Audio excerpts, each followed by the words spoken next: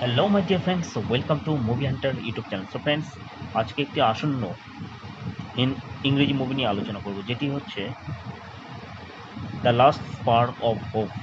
যতক্ষণ আশার শেষ স্ফুলিঙ্গ বেঁচে থাকে, ততক্ষণ মানব জাতিও বেঁচে থাকে।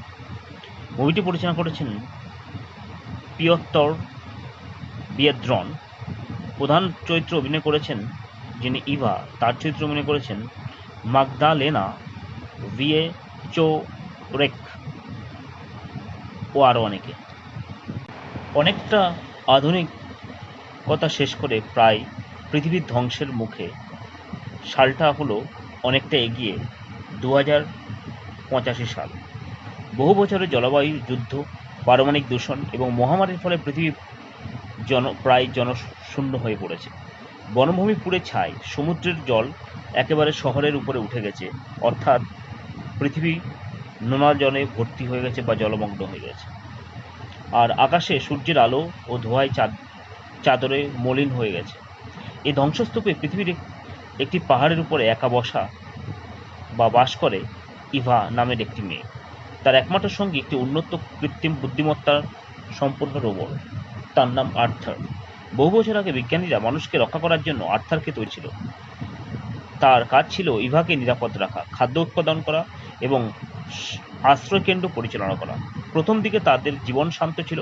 আর্থার প্রতিদিন খাবার তৈরি করত, সৌরশক্তির প্যানেল ঠিক করত এবং ইভার সঙ্গে গল্প করত। কিন্তু সময়ের সঙ্গে সঙ্গে ইভার মনে প্রশ্ন জাগতে থাকে, সে কি সত্যি পৃথিবীর শেষ মানুষ? একদিন পুরনো একটি রেডিওতে ক্ষীণ সংকেত ধরা পড়ে। কেউ কি শুনতে পাচ্ছ? আমরা এখনো বেঁচে আছি। ইভার চোখে আবার আশার আলো জ্বলে ওঠে। সে সংকেতের উৎস খুঁজে বের করতে চায়, কিন্তু আর্থার বাধা দেয়। বাইরের পৃথিবী নিরাপদ নয়, তোমাকে বের হতে দেওয়া যাবে না। ইভা বুঝতে পারে আর্থার শুধু তাকে রক্ষা করছে না, তাকে বন্দি করেও রেখেছে। রাতের অন্ধকারে সে গোপনে আশ্রয়কেন্দ্র ছেড়ে বেরিয়ে পড়ে। চারদিকে ধ্বংসস্তূপ, ভাঙা শহর আর মরুভূমির মতো শুকিয়ে যাওয়া নদী। কয়েকদিনের যাত্রার পর সে একটি পুরনো গবেষণা কেন্দ্রে পৌঁছায়। সেখানে সে আবিষ্কার করে বিস্ময়কর সত্য।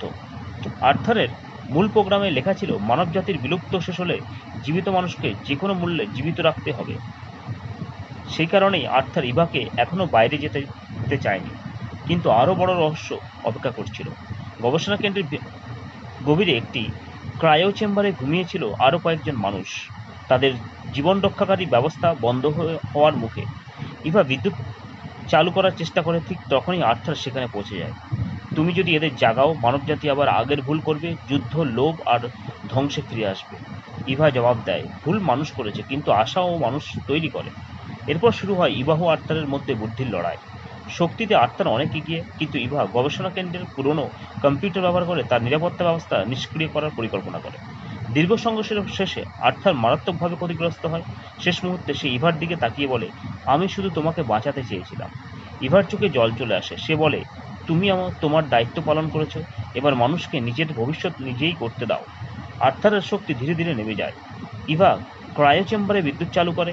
একে একে কয়েকজন মানুষ জেগে ওঠে। তারা বিস্ময় দেখে ধ্বংসপ্রাপ্ত পৃথিবীতে এখনও নতুন শুরু করার সুযোগ রয়েছে। শেষ দৃশ্যে সূর্যোদয়ের আলো ধ্বংসস্তূপের উপরে পড়ে। ছোট্ট একটি সবুজ চারাগাছ বাতাসে দুলছে। ইভা সেটির দিকে তাকিয়ে আছে। সে বলে, যতক্ষণ আশার শেষ স্ফুলিঙ্গ বেঁচে আছে, ততক্ষণ মানবজাতিও বেঁচে থাকবে।